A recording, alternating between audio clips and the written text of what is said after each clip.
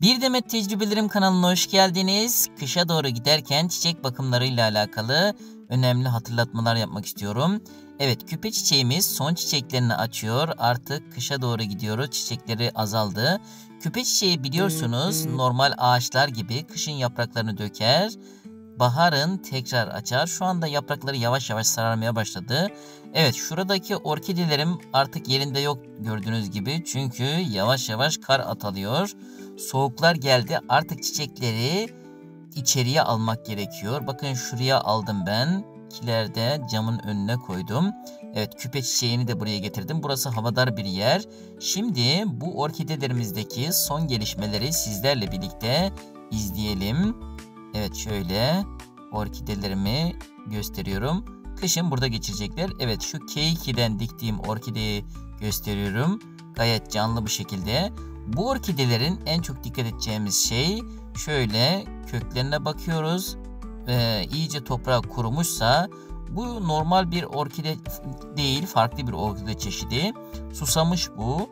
Üstten şu şekilde suluyoruz. Evet. Bu orkide türünü bu şekilde suluyoruz. Şöyle yan tarafa bıraktım. Diğer orkideyi gösteriyorum. Evet, şöyle. Bakın bu alttan büyümüştü. Sıfırdan büyümüştü. Gayet güzel bir şekilde kocaman oldu. Şu an daha çiçeklenmedi. Çiçeklenmesini bekliyoruz. Ama arka tarafındaki, evet, üst tarafından ya çiçek olacak ya da keyik olacak. Daha henüz belli değil. Bakalım ne olacak? Sizlerle birlikte gelişmeleri takip etmeye devam edeceğiz. Evet. Bu da aynı şekilde susamış. Bunun da dibine su koyacağız. Evet, şunu göstermek istiyorum. Evet, alttan büyüttüğüm K2'si. Evet, alttan büyüyen. Evet, şurada sararmış bir yaprak var. Bunu koparıp alıyoruz şöyle. Evet. Şimdi şu yukarıdakileri gösteriyorum. Bakın altta bir K2'si var. Yukarıda da ya çiçeklenme ya da keyik olacak ama çiçeklenme büyük bir ihtimal. Evet, yukarıdaki K2'sinin köklerini gösteriyorum. Gayet güzel bir şekilde büyüdü. Mart ayında bu K2'lerin ayrımını yapıp dikimini yapacağız. Şöyle toprağını gösteriyorum. Toprağı kurumuş. Bunları da aynı şekilde üstten sulama yapıyoruz. Evet, kışın orkidelerimizin su ihtiyacı yaza göre biraz daha az olur.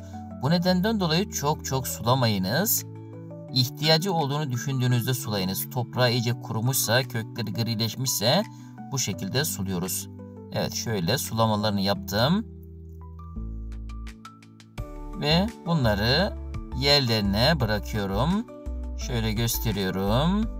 Evet, kış boyunca burada kalacaklar. Baharın eski yerlerine koyacağız ilkbaharda. Ve bu K2'leri takipte kalın. K2'lerinin ayrımını yapacağız, dikimini yapacağız. Evet. Şöyle diğer orkidelerimi gösteriyorum. Evet. Çiçek dalları büyümeye devam ediyor. Şöyle bakın. Şuradaki de artık tomurcuğa doğru döndü. Küçük tomurcuklar çıktı. Sabırlı olmak gerekiyor. Evet. Çok küçükse şekil vermeye çalışmayalım. Bakın şurada da sarı orkidemin de güzel dallar çıkarıyor. Evet, şöyle gösteriyorum. Alttan sıfırdan büyüyen şu dalı gayet güzel bir şekilde büyüdü. Şuradaki çiçek dalına sardırıyoruz. Evet, şu 2 tane dal attı bakın. Pembe orkide. Geçen sene çok güzel çiçekleri vardı. Şu alttaki de bakın şu anda geliyor çiçek dalları. Evet, orkidelerde kışın bakımlara çok dikkat etmeliyiz. Özellikle kaloriferlere yakın ise, evet şurada gösteriyorum. Kaloriferlere yakınsa sulama ihtiyacına dikkat etmemiz lazım. Evet, orkidenin susayıp susamadığını şöyle saksıyı çıkartıyoruz ve saksı içerisindeki köklere bakıyoruz. Saksı içerisindeki kökler yeşilse suya ihtiyacı yok demektir. Gri ise sulamamız gerekiyor. Evet, böyle kaloriferin üstündeyse su ihtiyacını daha sık kontrol etmemiz gerekiyor. Su ihtiyacı olabilir. Bakın orkide toprağı neden? Ağaç kabuklarından oluşmuştur. Bunun sebebi normal yaşam ortamlarında ağaç dallarının üstünde yaşıyorlar. Evet, şöyle alttan gelen çiçek dalını gösteriyorum. Evet, gayet güzel bir şekilde büyüyorlar. Evet, aloe veralarımız kışın normalde de az suluyoruz biliyorsunuz aloe veraları. Toprağı iyice kuruduktan sonra suluyoruz. Evet, şöyle gösteriyorum. Gayet güzel bir şekilde büyümelerin devam ediyor. Tespih çiçeğimiz. Şöyle gösteriyorum. Evet. Şuradaki orkidelerim de bakın çiçek dalı atıyor. Evet, şu orkidem budamıştık. Bakın şurasından yeniden bir dal atıyor. Sabırlı olmamız gerekiyor. Evet.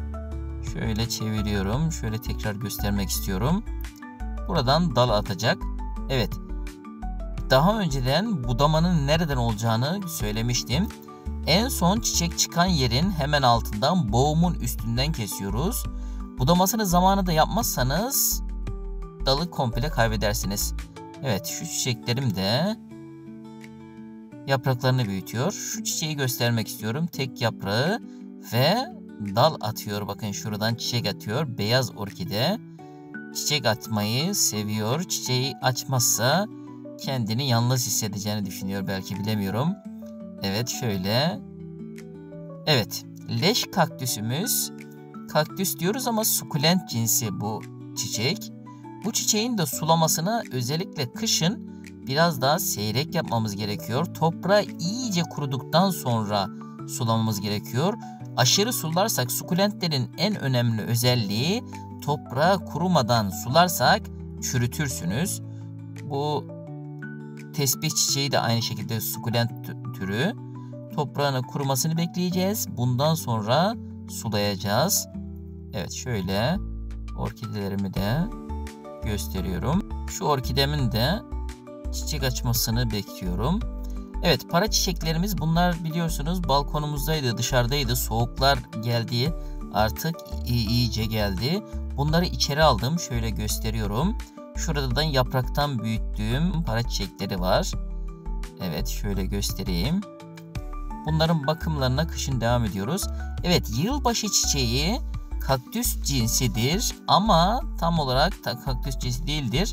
Sulamasına düzenli devam etmemiz lazım. Evet, şu çiçeğimiz dua çiçeğimiz. Toprağı kurumadan nemliyken sulamamız gerekiyor. Evet, kaktüslerimizi kış uykusuna yatırdık. En son Kasım'ın başında sulamıştık. Artık Mart ayına kadar sulamayacağız. Kaktüsleri bu şekilde kış uykusuna yatırıyoruz ama sukulentleri yatırmıyoruz. Sukulentler toprağı iyice kuruduktan sonra suluyoruz. Evet, şöyle yılbaşı çiçeği eğer tomurcuklanmış ise artık bunun yerinden oynatmamamız gerekiyor. Sulamasına çok dikkat etmemiz gerekiyor. Serin yerde muhafaza etmemiz gerekiyor. Evet, şurada da bir yılbaşı çiçeğim var. Bunun da çiçeklenmesini bekliyoruz.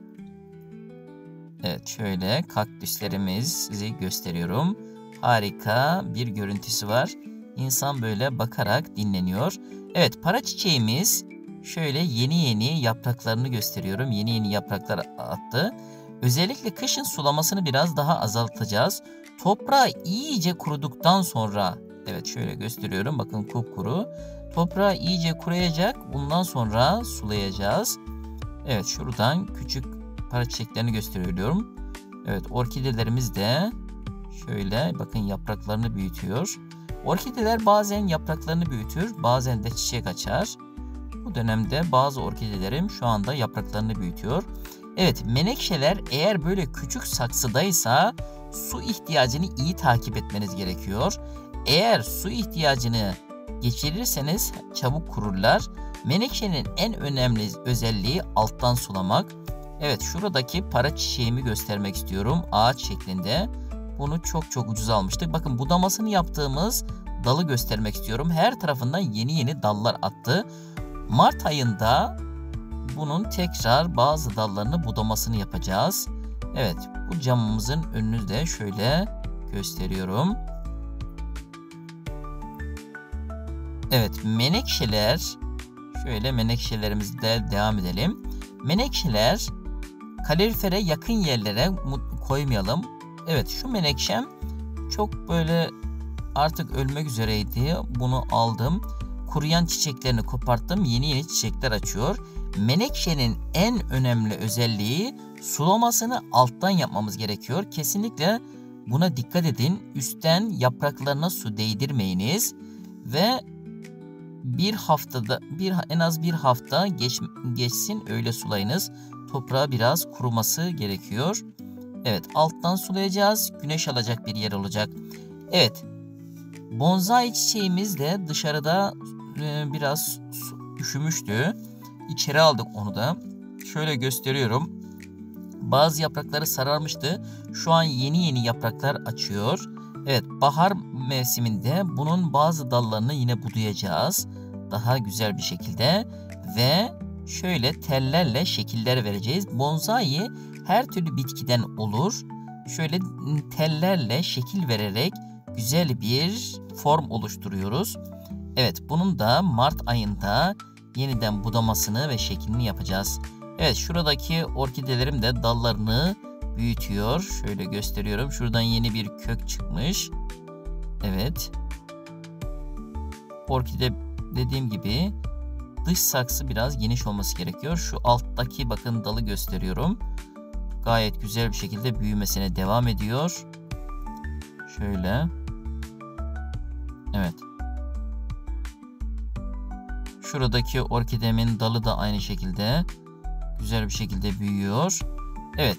Şu orkidemi göstermek istiyorum. Dalı bakın gayet güzel bir şekilde büyüdü. Yeterli boya ulaştı. Artık bunun dibine şöyle bir çubuk dikmemiz gerekiyor. Çiçek dalı dikmemiz gerekiyor. Evet, şurada yeni yeni yapraklar açıyor.